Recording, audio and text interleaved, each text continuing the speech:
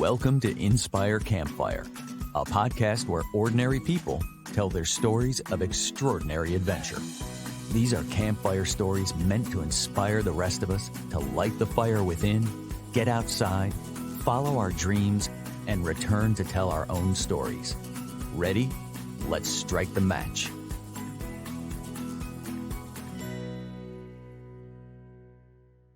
Welcome to the show. I'm your host, Scott Wurzbacher, and today our adventure takes place in the ocean as we swim with the sharks. Our guest is Jillian Morris, the founder and president of Sharks for Kids, an educational organization that brings together scientists, educators, conservationists, and professional videographers to help create and inspire a new generation of shark advocates. She's talking to us today from the Bahamas, the shark diving capital of the world and the place where she calls home. From a young age, Jillian heard the voice inside that called her to adventure when she first snorkeled with sharks as a kid. Choosing a non-traditional path, Jillian's story has allowed her to connect her passion for the ocean with her livelihood and purpose in serving others and the planet through shark education. Today, we're going to hear Jillian's story of studying the ocean and hopefully learn to gain a deeper respect for the marine animals to which she has dedicated her life. Jillian, welcome to the campfire. Oh, thank you so much. I'm really excited to be here and chatting with you. Yeah, I'm super pumped for this conversation. Let's bring listeners up to speed. What is Sharks for Kids? So yeah, Sharks for Kids is a nonprofit organization that is designed to teach kids and educators, parents, students of all ages really, about these awesome animals, anything from their diversity, biology, ecology, and really get students excited, interested, and involved. We do that through online resources that are free. We take students out in the field with us, and then we also do outreach in classrooms, either in person and virtually. And really all of that is to give kids facts about sharks and help them understand why they're important, why they're amazing, and always a call to action of how you can help sharks in the oceans. I love that. I want to talk about why they're important and why they're amazing. We're going to get into that for sure.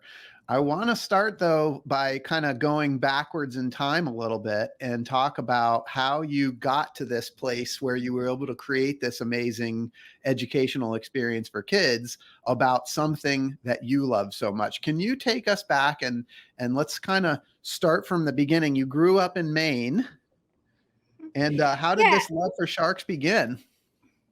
So yeah, I grew up on a lake in Maine in a really small town and spent as much time outdoors as possible. And luckily had parents that canoed, biked. My dad and I used to go on nature walks, and he taught me all the different trees and how to identify their leaves. And so I used to go horseback riding. So all this stuff that I did was outside, and I really enjoyed it in the winter, skiing and all the seasons in Maine that I don't enjoy as much these days, but I did back then. And I think so having parents that really love the outdoors, we went to the beach. We weren't that far from the ocean, so we went to the beach, and I spent a lot of time kind of crawling through tide pools and snails and crabs and asking lots of questions, and having my parents drag me out because I was blue because the ocean was so cold in Maine all the time. And I think so it was always the ocean. It was always just a fascination. And I told my parents when I was 5 I wanted to be a marine biologist, and I think they probably were like, oh great, okay, it's going to be something different next week and the week after, and as kids do. But it didn't change. And then we used to go to Florida for my dad's work every year. And we went snorkeling and paddling on the Crystal River and out through the ocean. And I got to see manatees, and I got to snorkel with my first shark when I was 8. And at that point, I was just obsessed. So went to the library and got books and just started learning more. And that really just kind of set me up for, okay, these are really amazing animals, all of them, from that snail to that shark. And that just kind of, I think, really inspired the rest of the journey to always want to learn more. And then throughout life, as I've learned more, I've wanted to continue to learn more. And the older I got, my story when I started diving with sharks and studying them was very different than what I was being taught, what I was being told, and what people were saying to me. And so I think it really just ignited that, okay, yes, they're wild animals. Yes, they're predators, but there's more to them than that. How can I translate that? How can I share my experiences and give these animals a voice? I love this. Okay. So I want to get into that. I want to go back first though to like telling your parents at age 5 that you knew you wanted to be a marine biologist. Like that's such a cool thing. Like so many of us at age 5, age 10, whatever, we're like, I want to be an astronaut. I want to be a marine biologist. We don't stay connected to it though. And then maybe, we get into later in life and like, oh, when I was a kid, I wanted to be. But for you, you knew you wanted to be a marine biologist and you stuck with it and you stayed with that path. And I just wonder, like, do you remember like those formative years of like being 5 all the way up through like, the difficult time of being a teen, being 12 and 13 and 16 and like sticking with that, like being a teenager, but also sticking with that passion. Like, do you remember that and what that was like for you? Yeah, I think it was just one, my parents definitely nurtured it and supported Yeah. it. So there were lots of books. And I just remember my mom bringing home this huge National Geographic book from a yard sale, and Sylvia Earle was in it. And so that was the first time. So it was really interesting for me to once see a woman that was doing this, because small town in Maine, we used to have somebody come to the school every once in a while. It was usually a man, brought some bats or, some owls or some sort of rescued animal, which was fascinating. But I just didn't really see anybody else. My parents weren't divers. Yeah. They loved the ocean, snorkeling. I had an old mask that had been my dad's, and so I think having parents that nurtured that, and then we went on field trips, and I went to the aquariums, and the schools, we did that. And my mom it was usually a chaperone for that to support that, and then kept that conversation going. I did shift a bit in high school because I started playing basketball, and that was really kind of my focus. So it was then like trying to find a school for university that I could play basketball and get the degree I wanted. But then I learned very quickly that does always line up. And I let the sports direct me, and then backtracked and went, wait a minute, I'm going to be able to do both, but I'm going to pick the school. I'm going to transfer to a school that has more of the education that I want, so that I can continue to pursue this career. Because while basketball is wonderful, it's not going to take me, as far as a marine science career will. So I think, but I think a big part of it was always just learning more and having the ability and the support from my family to learn more and say, hey, there's a field trip. Can I do this? Can we try that? And we continued to go to Florida with my dad's work, and still getting to snorkel and learning to dive. And then my mom got certified so she could dive with me. And so I think that's been really, really cool. But it's definitely been a huge help having my parents support me in that. They said, right, if this is what you want to do, do it.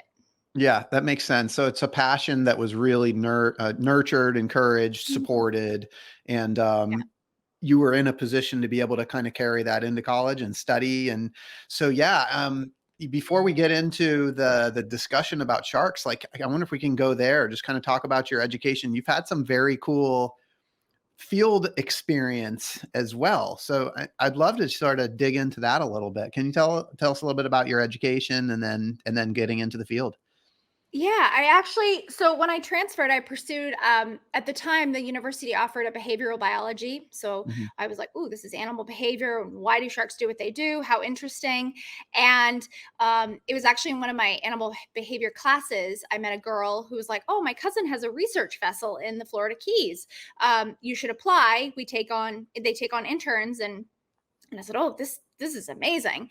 And so, because I realized very early on that there weren't a lot of obvious internships at that stage and opportunities, but you needed them, because marine science, when your parents, and my parents did say this, you're probably not, are you going to be able to get a job? Are you going to make any money?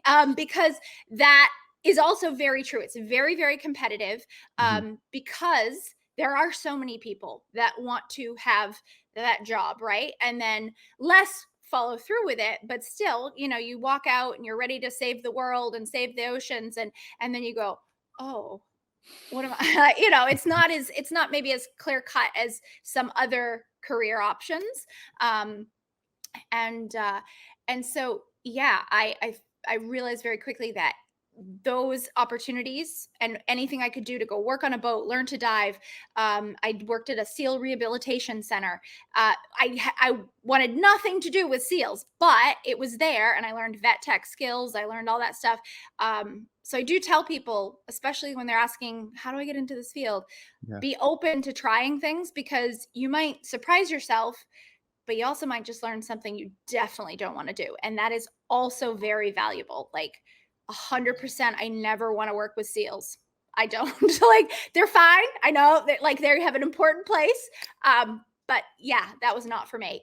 But that's a valuable thing. And so, yeah, so I pursued that, studied that, studied marine science as well, and then immediately went into the field, immediately got a job working on a boat. And that's really where I honed a lot of my skills, as far as the science aspect, the research aspect, diving, underwater photography.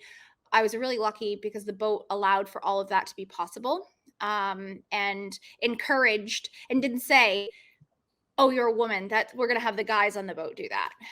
So I was very lucky in that sense, that the captain owner was very supportive of, you want to learn to change the oil on a boat, go for it. Like, whatever you want to try it. And so it was very supportive of, I was trying to build skills, and yeah, and wasn't being told by him that I couldn't do it because I was a woman. Other people definitely do that and did that, but it was a good place.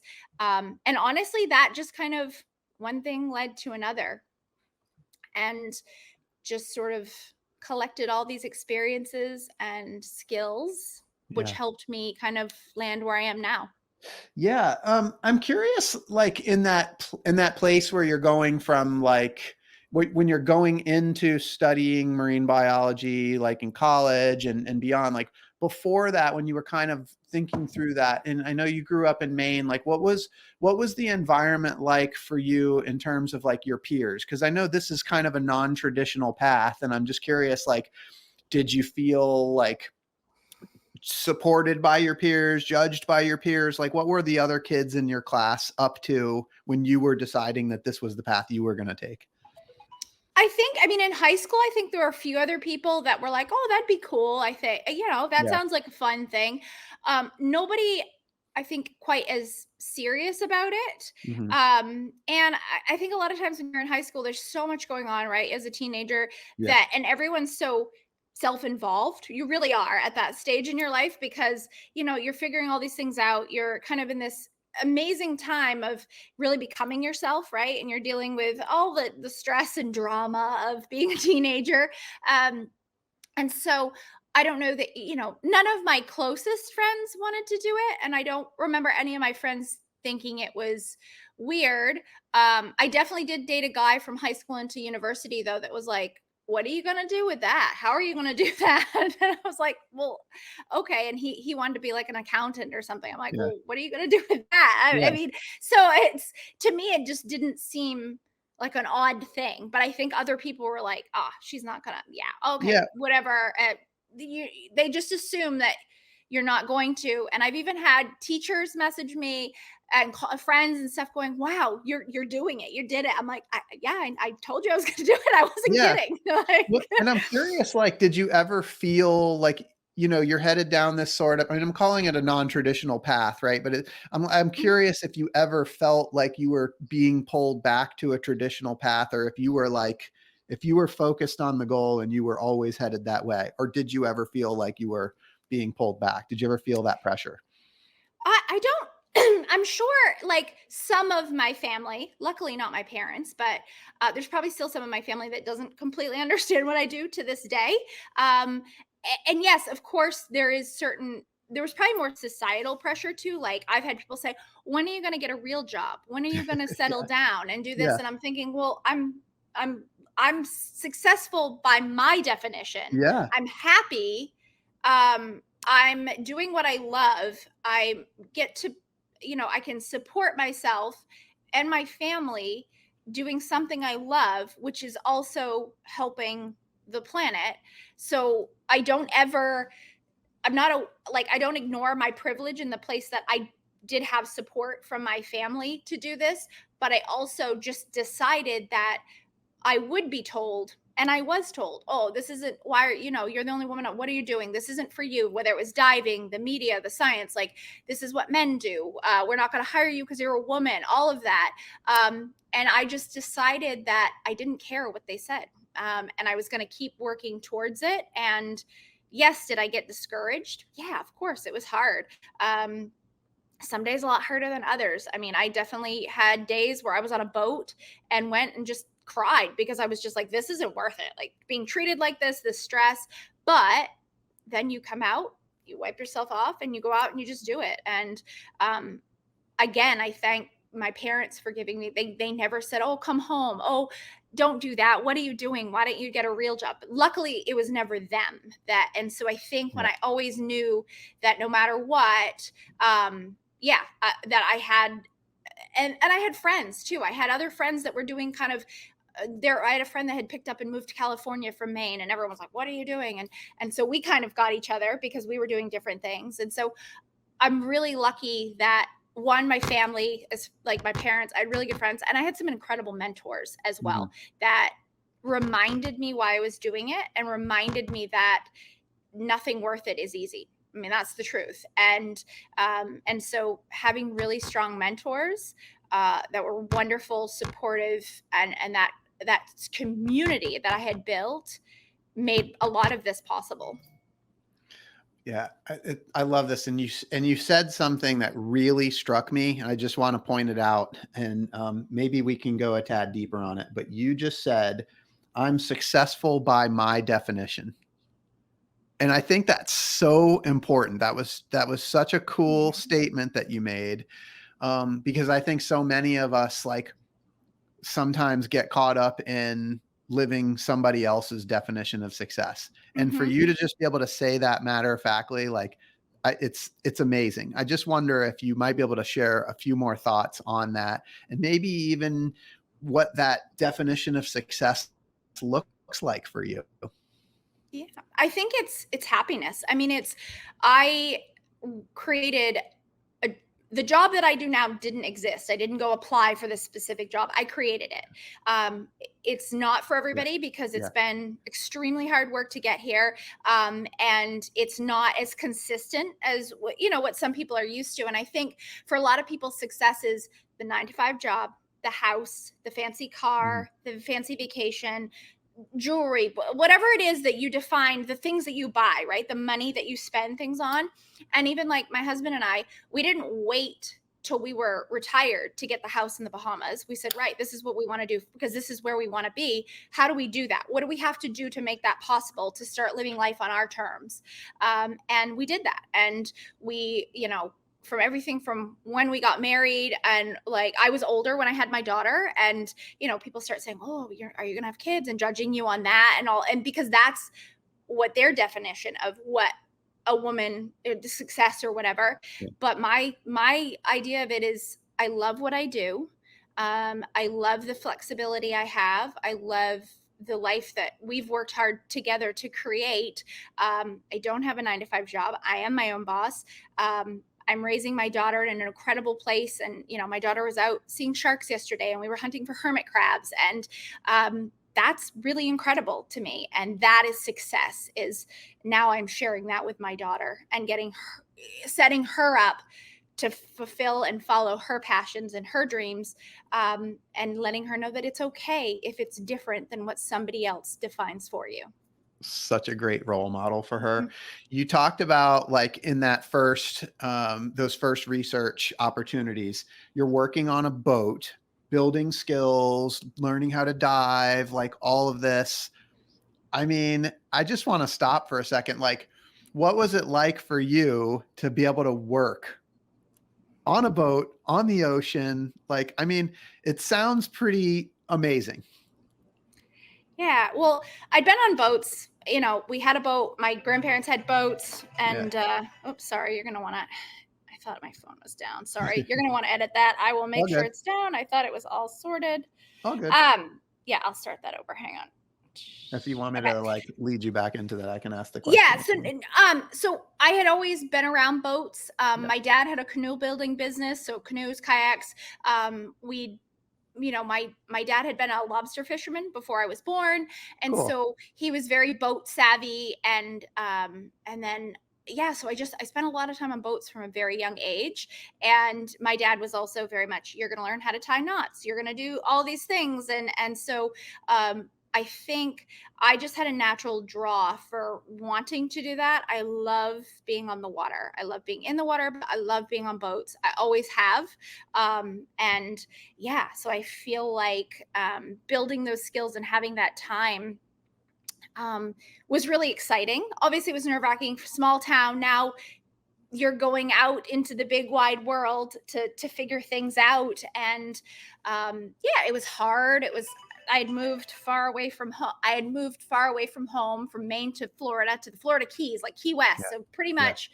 And then I was in California. I went to Australia, went to Indonesia. So that was, but I knew I had to do those things and take those opportunities, even if it was hard being away from home, even if those places were the challenges of field work, long days, rough weather. There is a lot of challenges in marine science and working on the water that people don't necessarily realize or isn't always showcased on social media, or, Sure. there's a lot of things that are challenging, but it was all worth it because it kind of gave me a lot of tools to handle a lot of situations in life. And whether those skills they weren't necessarily all skills that I had set out to acquire. They're not all skills that I use now, but I learned something from all of it. And I think the older you get, you kind of reflect.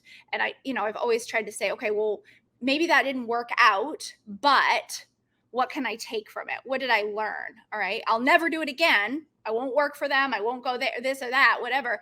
But what can I take from it that was helpful, that was good, and carry that with me?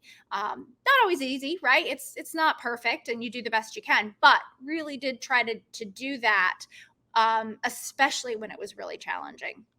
Yeah, I mean, I just heard you talk about traveling like all over the world. You said Australia, and I mean, you're doing research globally.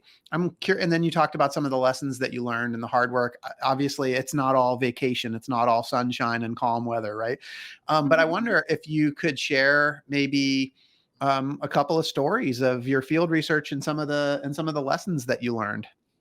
Yeah, I mean, I think is one of the big things is um, Mother Nature is raw and wild, and as much as we have control over things and impact that, you cannot ever forget that. And she can change your mind whenever she wants, and weather can change. And so I think I've been in some really rough storms. I was on a boat filming a project, an episode of Whale Wars, a season of Whale Wars, and we got hit by a rogue wave. It was a 40-foot rogue wave, and it broke part of the boat. Wow. And so, yeah, that's something that I will never take for granted. And I'm probably a little bit overcautious now when it comes to safety and boats and having all the things, because I've seen what it can do and what can happen like that. So I think that is definitely a lesson that I've carried all the way through. And, I've been on dives where strong currents and you're being pulled, and this, Mother Nature, the ocean, it's raw, it's wild. And it's really, really important to always remember that. I mean, that's Mm. definitely, I think, probably one of the top life lessons that I've carried, and have had some really scary moments, and not by anyone's fault, other than Mother Nature Right. is Mother Nature, and things can happen. All right. Tell me, 40-foot wave that breaks the boat. What happens there? So we were on a trimaran, fiberglass trimaran, as a Yeah. scout boat, Yeah. and we were down further than we should have been in that weather. and it broke the side of the pontoon. Luckily, the crew actually ratcheted it, filled it with lift bags, kept it upright enough so that we could have another boat get to us, and we kind of limped to them. It was 22 hours before we had any help, and we spent all that time in survival suits, ready to go in the water. And we were down off Antarctica, so not right super close, but close enough. It was cold. And so, yeah. And just knowing there's nothing you can't, I mean, I had a camera, I was filming the whole time, which probably helped me keep calm, and focus on something else other than what was happening. But it made the national, like the global news, like, trying to sat phone my family saying, we're alive, you're going to see some stuff on the news. And so, the other boat came and got with us, but it was too rough to transfer. So we had to stay on our boat, and just, it took us 8 days to get back to Australia. So what was the experience like for you? I mean, that 22 hours, what was that like for you? I mean, viscerally. Probably some of the worst moments of my life. I would say, definitely. I was with my husband, so we were at least together, but we're thinking, like, did we make this the right decision to be doing this? There was a lot of anger at certain individuals that were involved, for sure. And then just helplessness too, because, and then it's just, but then you sort of, I really was thankful for the camera, because the camera almost was like I was watching it. It wasn't happening to me. So I could step back from it. And that may have not been healthy at the time, but it was right now. You're literally get going through it. Get through it. And then I will tell you, though, like, as soon as we hit shore, like, it was just, the adrenaline, the emotion, everything. It was a lot in the system. And something, I will always remember. They did show it on the show. I've watched it once. I won't watch it again. I don't want to see it. And my parents couldn't watch it. My husband's parents couldn't watch it. They didn't want to see, and I don't blame them. People ask about it, and I do talk about it. Like, I'm not, but for a long time I didn't talk about it. But then I think I've really, again, tried to take, what can I take from that? What can I learn from that? And how do I kind of take that and help me move forward, or handle other situations differently, make choices for myself, for my family, because of what we went through. I usually save the advice for the end of the episode, but I'm curious, just because that seems like that was such an impactful experience that you went through. Like, is there any particular advice that you would share with listeners with regards to that specific experience? Like, what you took away from that, and sort of what your learning was?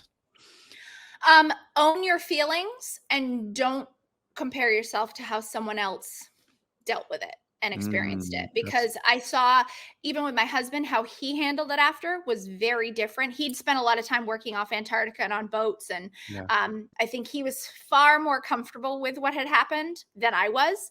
And so I think is just own it, because even though you are in the exact same situation, how you perceive it, how you experience it can be entirely different. And so I think don't compare to what somebody else feels, or how they recover or process it, because it's not going to be the same. And I think that really taught me that, as I was like, wait, we were all on this boat together. It's definitely bonded some of us on the crew. Like, we still keep in touch, because you go through something like that, you're sort of in this club that no one wants to be in, but you're in. So I think it's just that it's your own journey for processing it and dealing with it and kind of coming out of it. And so don't compare yourself to somebody else. And I did. And then I was hard on myself, and that doesn't help. So you really just have to kind of own it and say, right, this is how I'm dealing with it. Like, whatever that looks like, to get through it. Yeah, that's great advice. So I want to move into, like, you getting Sharks for Kids started, but I don't want to gloss over completely Whale Wars, because you had some time on that show, and I just wondered if you could just share a minute or two of that experience. How did that come to pass, and what was that experience like for you? And for those listening that aren't familiar with the show, maybe you could tell us what Whale Wars is. Yeah, so Whale Wars was a show that on Animal Planet that followed Sea Shepherd, which is an organization that is animal rights Hmm. activists and really Hmm. get on the front lines. Yeah. They just want to be out there and take direct action to stop, you know, things, kind of acts that are devastating to animals and nature. And Whale Wars documented that because they go down and follow boats that are whaling off Antarctica and down in that area, and it follows their journey. And so we were a camera crew, and as a camera crew, you live on the boats, you're part of the crew, the community, and you're not separated. I know a lot of reality TV is staged and scripted. There was no, if you miss it, it's not, you can't ask anybody to do it again. Yeah. And so it was very raw, which was cool. Yeah. It was fun. And uh, some of the most passionate people I've ever met, people that had never been on a boat before, and now they're jumping on a boat and going off Antarctica. I mean, just even to me, I was like, whoa, that's some commitment. I mean, I had a lot of sea time before I did this. And yeah. And so, yeah. And it ended up, I think it was 5 seasons that aired. And then there was all sorts of stuff. The show got canceled after, or didn't continue, or they ran it in some different version or form. But yeah, and it just kind of captured the story. I did a season in the Faroes, and then the regular season down, headed towards Antarctica. And then, yeah, my husband had done 2 seasons in Antarctica, and then 1 in the Faroes as well. So fun. I'll have to check it out. Yeah. So when you and I spoke before this, one of the things that struck me about Sharks for Kids, you said to me like that starting that business was challenging, and I think the words you used were, I'm a scientist, I'm not a business person. So how do you go from being a marine biologist to creating a business? Well, I had this. I guess I'd been visiting schools and talking to my mom's class Mhm. and students and stuff. And you know, your friends. Oh, hey, you work with sharks? Come in and talk about it. And my best friend Derek at the time was, you know, doing similar. And we'd been to Australia to study. And then my husband at the time was, you know, filming and doing stuff and sharing his stories. And I had talked about for years, wouldn't it be cool if we had activities and curriculum and things to go with those talks? And I sat on it for quite a while. And actually, when I turned 30, my husband finally looked at me and said, why don't you just do it? We have a bunch of photo and video content. We have the resources. You have the experience. Like, let's do it. Do it. And I was like, okay, all right. And so spent a year building the website, filling out the nonprofit paperwork. We didn't have a budget to get a lawyer to do it. So myself, my husband, Derek, and our friend Donnie, who was the only person who had any sort of business. My husband and Derek were all marine biologists. And so we got a friend of ours that actually had run businesses, set up businesses and stuff, Yeah. and said, hey, do you want to help us with this? Because this is not in our wheelhouse. And we worked, and we spent a year building the website, the curriculum, the content, the program, the applications, all the paperwork, the legal stuff, everything. And that year I learned probably more than I have in a very long time, because I had to. There was no choice. And every year I learned more and more, because you wear a lot of hats as a small business, because I don't have a person that does this and this and this and this and this. And I think when people are surprised when they email that it's me answering the emails, and they'll be like, oh, I need to know how to get in touch with Jillian. And it's like, it's me. I'm here. You got me. I'm ready. And so, or like we're selling merch, and I'm like emailing to say thank you for the order, and they're like, oh, what company? No, it's we have somebody in Florida that's shipping for us. Like we're a very small organization. And so yeah, it's just been a lot of skills, that it's exciting. I love that I'm learning new stuff all the time, but definitely stuff I had never expected to learn or planned on spending time on. But you do it because it makes all the fun, amazing, interesting, out in the field, out in classrooms, creating content. Is like, I love creating the lessons and Yeah. the activities and things like that, and working from that, and scheduling school visits and all that. I love that. But there's a lot of behind the scenes, a lot of admin work Right. that has to happen to make the fun, cool stuff happen. Right. And you talked about like there was sort of a decision point where your husband was like, you have the content, you have the experience, like, let's do it. But I think in that, what I heard was there's sort of this like deciding period, right? Where it's kind of like, should we, shouldn't we? And I'm just curious, like, if there was, external and internal motivators that were putting you in this place where you felt like you needed to make a decision? Well, I think it was a lot of questions of, this is so not anything I had ever expected I would do. Hmm. I don't know how to do it. I know I want to do this thing. I think it would be amazing. I think it's important. I don't see another thing that's just like this. Okay. And so there was just a lot of unknowns. There was a lot of, how am I going to make this work? How am I going to balance this, but also working so that I can do this, but knowing that this isn't going to pay the bills to start, Yeah. right? This is going to be a passion project. And so, yeah, I think there was just a lot of internal, or maybe questioning myself, like, can I do this? Is this something, do I have enough of the skills, the ability to do this? And so I think I just kept talking about it so much. Maybe I was talking myself out of it. Maybe I was talking myself into it. There was probably days it was both. And finally, I think honestly, he was probably just sick of hearing me talk about it. So, right, if we just did it, then I wouldn't have to be like, oh, wouldn't it be amazing if we did this? Wouldn't it be amazing? I really think this is my calling. I really think I should do this. Yeah. And then it was started to be a passion project. It was going to be something that I would do on the side that would just make me happy and would feel fulfilled. And then it just exploded really quickly and grew really fast, much faster than any of us expected, to the point that it was very quick where it became full time for me. And I Yeah. couldn't be doing much else because it was demanding my attention and my time. And I had not expected that. Yeah. I don't think any of us did. And so, very exciting, but also it kind of increased the speed of how fast everything was happening and had to happen. Yeah. So 2 questions about the chronology. What were you doing? What was work for you right before you started the passion project? Right before the passion project, I was doing a lot of film work. Uh-huh. So it was actually right after the whale wars. Yeah, so it was right after that had happened. So I'd been, for the 2 years before, I'd been traveling around the world filming, Mhm. doing some research, being on shows, doing research, filming, doing a lot of dive stuff, is still leading some dive trips, like some shark diving trips.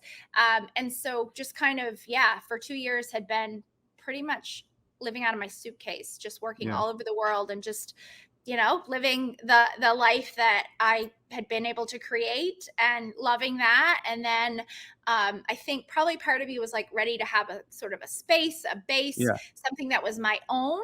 I liked the freelance lifestyle, but having something a bit more consistent, or something that, yeah, was really, I know it's so cliche, but really kind of set that, Yeah. your soul on No, fire, that the makes thing sense. that you want to get up and you're excited about. And it was, this is what I'm excited about. I feel energized every time I teach kids about sharks. I just walk out of the room just ready to do anything and so full of hope that I knew that that was going to be what I needed to do. Yeah. And so, yeah, I think it was just finally like, right, I got to at least try this and find out, because if I don't, I'm going to regret it. I'm probably going to drive my husband and my family crazy. So I'm going to give it a go, Yeah. because at least then I'll know, right? Maybe it doesn't work. Maybe it Right. was not for me, but at least I would know. Yeah, and it sounds like you had the option to sort of keep doing what you were doing, but I love that you said, I felt like my soul was on fire. I love that. That's a great phrase. Yeah. And so you did step across the threshold and into this adventure. When did the passion project turn into a business? Um, I think it kind of was a business right from the start. I didn't think it would be, but it had to be, because a Mhm. nonprofit is a business. So I think that happened immediately because I had to. But it really became something that was more, when I realized, it probably took about 2 years before I was like, oh, okay, this is taking more of my time than I have available. And I'm up at all hours. I'm working late into the night. I'm up early, and I'm doing, Skype virtual lessons at 3 o'clock in the morning, because I'm building our virtual program and I'm talking to kids in Australia. And so it just got like, this is just, it's so much time. All right, I have to figure out what do I have to do now so that this can be full time. Mhm. And it took probably another 2 years to get it to a place where it could be actually full time, that I wasn't doing a lot of other things. I mean, I still do other things, but like, it's not like I was not completely having other job and then trying to do this on the side. Yeah. And so in terms of sharks for kids, before we move into the sharks themselves, like I'm just curious if you can think of like some experiences that you've had like with kids and sort of, any sort of transformations that you've seen in the kids or light bulbs that have gone off or like energy, like just the kids just kind of like saying, "Oh wow," and getting excited about it because of this program that you've been able to give them. It happens a lot, which is really cool. I Yeah. think probably some of the most like amazing and um, pronounced are when we do field trips in the Bahamas. And some of these kids have never been on a boat. They don't swim. Their families aren't. There's a lot of for a community that relies so heavily on the ocean. There is a bit of a disconnect. Tourists come here. A lot of times we see places where tourists visit. The local community isn't necessarily always as involved in those ocean activities, diving, things like that. And so making that accessible, because I was like, right, the Bahamas is incredible. People come from all over the world to dive, to film, to, make TV show, all this stuff. But these kids aren't getting to see that. How do we change that? Right. So getting these kids out, and you have kids that don't want to get in the water at all at the beginning Mhm. of a field trip. And by the end, you're dragging. You're like, we got to go. Your parents are Yeah. going to be like, we have to go. And I love that. I think that's incredible. And it just shows you how quick having that actual firsthand experience, and some of the teachers that chaperone them too, like they're like, oh my gosh, I had no idea. And now they're in and they're snorkeling. They didn't even want to leave the beach, but now they're snorkeling. And it's really incredible that that change can happen so quickly. And it's because they actually get to put their face in the water and see these animals and see the ocean, and it's theirs. It's their moment, it's their experience. And I know some of them will carry that through. Some of them, now the students we worked with, now work for the dive shop. They're ambassadors for these animals for the Bahamas, and they have these incredible jobs, and they're now, the sense of pride in being able to do that in your home country and celebrate these amazing animals. That to me is just so special, that now we've come full circle, and now I'm going out diving with these kids, and now they're leading the dives and doing the briefings and teaching everybody about the sharks. And I think that's really, really special. And that to me are those moments that it's just like, oh man, even on the hard days, it's like that's happening. That is incredible. And that's how change happens. That's what's making a difference. And it's impacting the whole community, because they're talking, they're sharing. Kids are talking, families are talking now. And I think it's really making an impact. And being part of that is really, really special. Well, your website says that part of the mission, or the mission, is to create and inspire a new generation of shark advocates. And what you just described is exactly what you're doing. I am curious for the field trips and things that you do. Are you working with local kids, or are there people that are traveling in from other places? It's all locals. So we Yeah. partner with the Bimini Scuba Center. They're a Okay. local dive shop here, and we partner with them to get these kids out. So, and we do usually 4 to 5 field trips a year, and it's small. There's 3 schools, well, a primary, high school, and then a private school. And we do this for in this, because the high school here is 7 through 12. So it would be kind of what you would consider middle and high school students that go on the Yeah. trips, and go in and talk to the kids every year, all the grades. And yeah, so it's for local students. And yeah, we partner with a local dive shop, so the boats, we can go out to the sites that they go to for normal trips, but now Yeah. the kids are getting, and it's free for the kids. It's fully funded. They don't pay a dime. And we've also done it for teachers. We had a teacher trip last year, so the whole staff from the high school went. They were finally like, we all want to go. This is awesome. And that to me was also a huge success. Now the adults all want to go do this. And I want to go. yeah, I'm going to come to the yeah, I Bahamas. know. Yeah, yeah. So Someday. yeah. Mhm. Yeah. All right, Jillian, let's pivot. Let's talk about sharks. And let's just go straight to, like, what is it that you love about sharks? What intrigues you so much about sharks? I think they're just fascinating. I don't know. I learned so much about them. They're so misunderstood, and they're really a remarkable creature.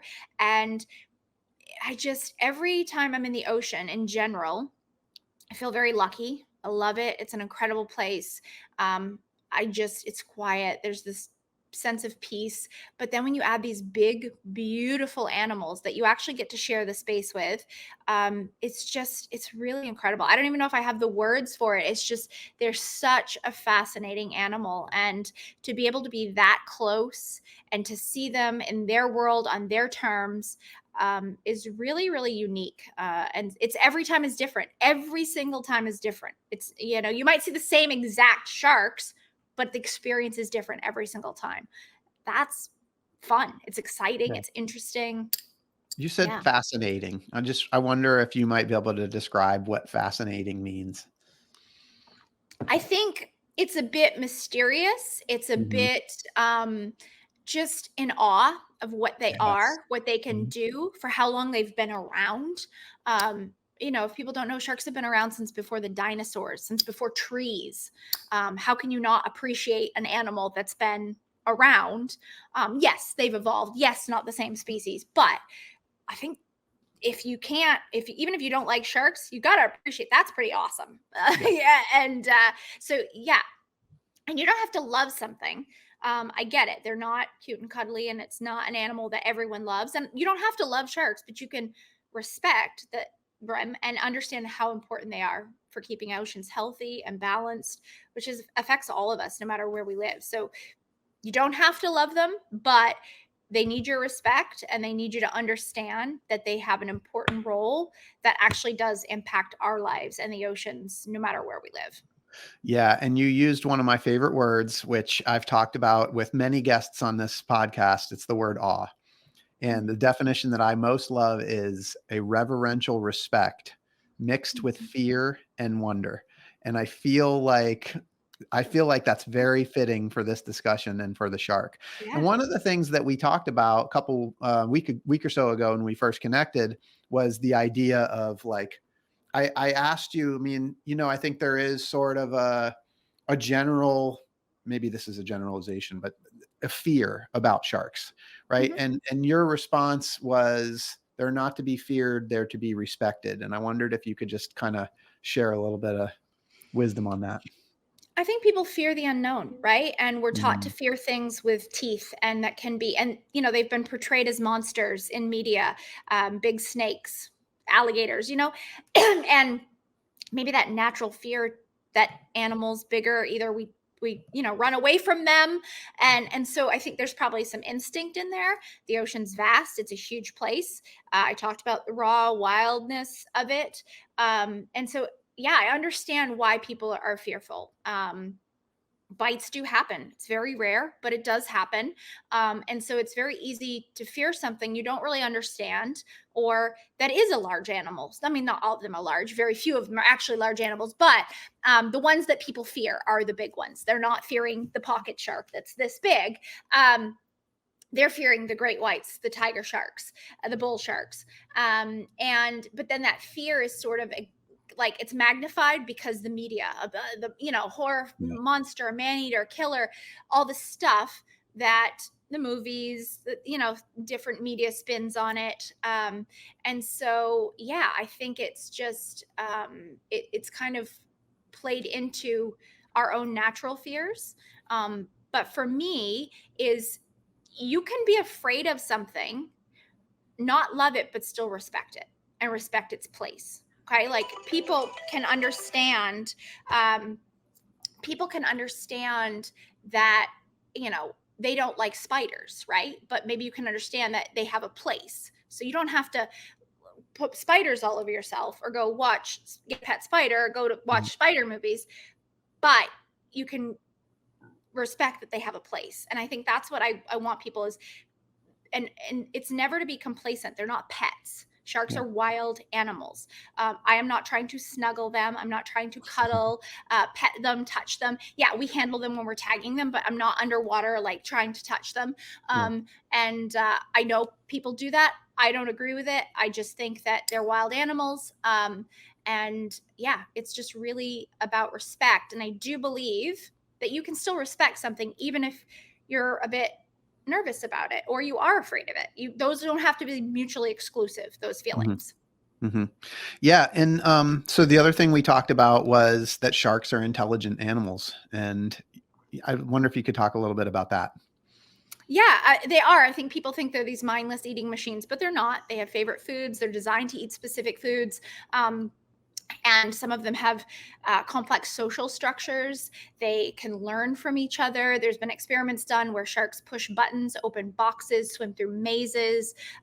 Most aquariums, if people have been, sharks will have to touch a certain target to get fed. So they have to understand what that means, just like you'd teach your dog to sit at home, right? So yeah, I think they're far more intelligent than people give them credit for. Yeah, and you've talked about experiences that you've had where sharks like are actually looking you in the eye. I wonder Yeah, if you there's can talk about certain that experience.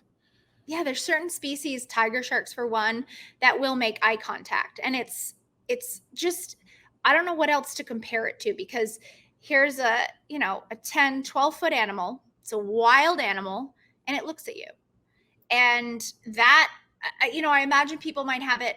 I've never been on a safari, but if you're out and you see a lion and it looks at you, such a big, powerful predator, powerful animal that just looks at you, and there's a connection there. It might just be for a second, but it's two living beings that are connected for just a second. And to have that with a wild animal is not like anything else you can experience in this world. It's not.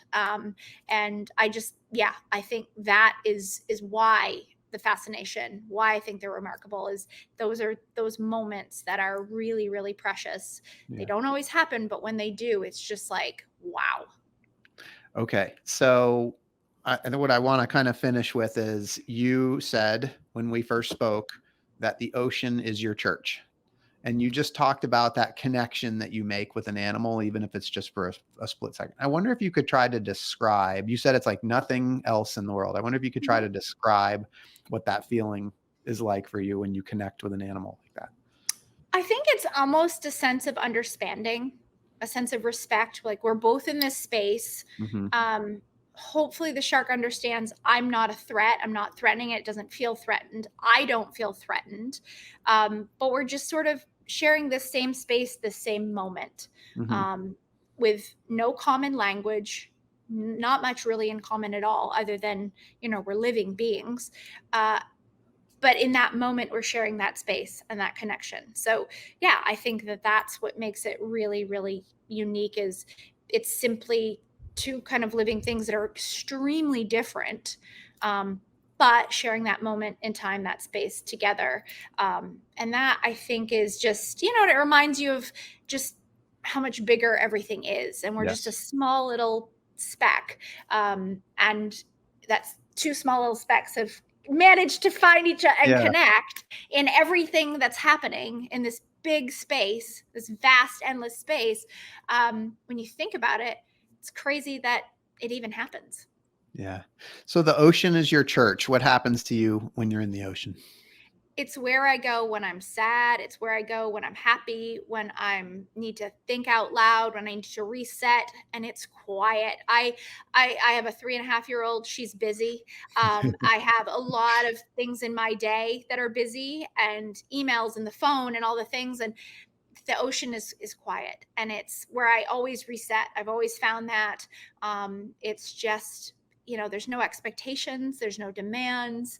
And yeah, for me, it's just, a way to connect to something that is much bigger than ourselves. And to just have that time to do that. And it's a very simple thing, but it's really profound, I think, as Mhm. far as what it can do, and to feel that connection or that grounding as well. Even though it's not the ground, it's water. But Yeah. yeah, and I think, they've done all these studies with how beneficial water is, the blue Yeah. mind, and all this stuff. And I 100% that's true, because I feel my happiest moments, and where I really feel sort of peace, make sense of things, Yeah. is in the water. Yeah. So like humans are, we're land creatures, right? And when we get in the water, I'm just curious, when you're in the water with all of your experience, do you feel like you're an observer, or do you feel like you're part of the ocean and the environment? And yeah, I'm just curious your thoughts on that.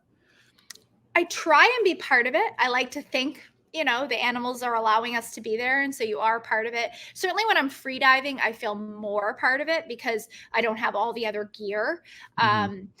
Scuba, sometimes you're a little bit loud. There's a lot going on, but you're still part of it, right? You might be not fully sort of a natural part of it, but you're still part of it. So I think it's a bit of both. I think you're observing, but because you're in it, it's observing in a different manner. Like it doesn't have that glass window, or you're not in a viewing, like, I think of like an aquarium. It's the aquarium, but you're in the aquarium. You're in that space, rather than back and taking it all in from a distance. You're observing it, but you're in it as that's happening. And so that's a really different experience than if you were just watching from the other side of the glass. Yeah. You're a conservationist. I mean, just based on what you're doing, like you're in that space and you're educating people. It's awesome. I'm curious, as we sort of wrap up, like, what do you want people to know about sharks, the ocean, and the planet? I think what I want people to know is sharks are important and they need our help now. Over 100 million are killed every single year. More and more of them are moving towards becoming endangered species, and they're extremely important for healthy oceans. And that affects all of us, no matter where we live. We're getting things from the ocean, and I think it's hard to understand that concept if you're living in the middle of the country and you don't see the ocean. It's hard to, and I don't blame people. It's hard to kind of understand something if you're not right there. That can be a big concept, but I think the time is now for a lot of things that are happening on our planet. Is we have to make better choices, and doing things to help our oceans. There's climate change, there's plastic pollution, there's all these things, and it can be very overwhelming. But simple actions do make a difference. They really do. And we need everybody to make simple actions. We don't need everybody to be perfect and do all the things. We just need people to do each one little action. And just understanding that you don't have to love sharks, but you can respect and understand why they are so important, and that the time is now. We have to act now before these animals are gone. How can people find out more about the work that you're doing, connect with you, or support what you're doing? Yeah, so Sharks for Kids, and it's the number 4.com is our website. It has all our information, our social media pages, our projects. You can sign up for a newsletter. We do updates on what we're doing, share new resources. We're always creating new content, ways to get involved. We do have a volunteer program, and we are a nonprofit, so people can donate to support. That's always appreciated for any nonprofit. We're always trying to secure funds to be able to do the work we do, and everything is on the website, and you can find out more. Awesome. Sharks, the number 4 kids.com. Jillian, you, since you were 5, knew you wanted to be a marine biologist. I'm curious, like, for people that they feel their passions, but maybe they didn't know when they were 5, or maybe they did and they didn't follow that path. What advice do you have for people in terms of following that path, even if they didn't know as early as you did? It's never too late. It really isn't. And I speak about my mom, who in her, I want to say mid 40s, went back to school, got her master's, and became a science teacher. And it was her calling, and it was what she was meant to do. And so I saw a woman, a significant role model in my life, do that. And so I've always said to people, it's never too late. And now the world has changed. It's like online courses. There's so much, there's access to things now that it's made it so that anybody, there's free online courses. Obviously then there's programs you pay for, but if you're passionate about something and interested in it, I just genuinely believe it's not too late. You don't have to stay set into something if it isn't. Yes. And I say that from a place of privilege. Like, I made a choice. I had support. I understand that. Having that community with me was a huge help. I understand that. And not everyone has that. But I do believe there are ways, and people can find mentors, find your community, because there are people who want to see you succeed and want to help you find that. And they're out there, they exist. I mean, I love the mentorship I get to do now. It's amazing. I think it's so cool. I had a conversation with a woman this morning who was talking with nonprofit struggles and all this stuff. And it's just like, I love that. I think it's a really cool place I remember the people that were helping me. And so to now come back and say, right, what can I do? Like, let's talk about it. And I think that's really amazing. So find your community. There are people that want you to succeed. It's not going to be easy. Easier for some people than others, certainly. But it doesn't mean it's impossible. And yeah, I think it's worth it to find that success as defined by what you want it to be. Love that. And the impact you're having is amazing. And at some point, you're going to be on the other side of the camera because Hollywood's going to want to make a movie about your life at some point. When they do this story about the 5-year-old that wants to be a marine biologist all the way through whale wars and traveling the world and studying the ocean and sharks, I want to know who's going to be the Hollywood actress that's going to play you in this awesome movie. Okay, so this is going to sound really strange because she's not an actress, but I'm hoping that she would step away from the musician role, as many musicians step into the acting roles. It's Pink, the musician. Yeah, Pink. I think awesome. One, obviously the short blonde hair, but it's not that. It's just she is so fiercely herself, and she's such her kids are along with her. She's doing all this stuff. Also, like the stunts she does in her shows, like she could do the in-water stuff, I would assume. And I just think she's just tremendous in what she does and what she's done. And she's just, she doesn't care what people think. And we need more of that. Like she's so I think that I'd have to go with that. That's awesome. She's an adventurer too. I feel like I saw a piece about her in like Backpacker magazine or something. Like I think it was Outside. I think it was Outside magazine. It was Outside magazine. They I love stuff. That. Yeah, the family. Yeah. Awesome. Great one. Okay, and what's the movie going to be called? It would probably be The Shark Life or Shark Girl, something along those lines, I think. But then I don't know what would be catchy enough. You want people to watch it, right? Maybe Shark Girl isn't if Pink is Pink's the star. It's like the Shark Life starring Pink. Like I'm going to see that movie. It's going to be amazing. Yeah. Well, this has been so much fun. Thank you so much for spending some time with me today, Jillian. And for those listening, I hope you've been inspired today as much as I have. I hope Jillian's story has encouraged you to listen to the voice inside that calls you to adventure, because we want to hear your story next. If you have a story to tell or just need a nudge to create one, please send me an email. We'd also appreciate it if you'd help us spread the word by leaving a review and sharing or tagging Inspire Campfire in your social media. And until next time, I want to encourage you to get outside. Thank you for listening. Jillian, thank you so much for being here. Yeah, thank you so much for having me.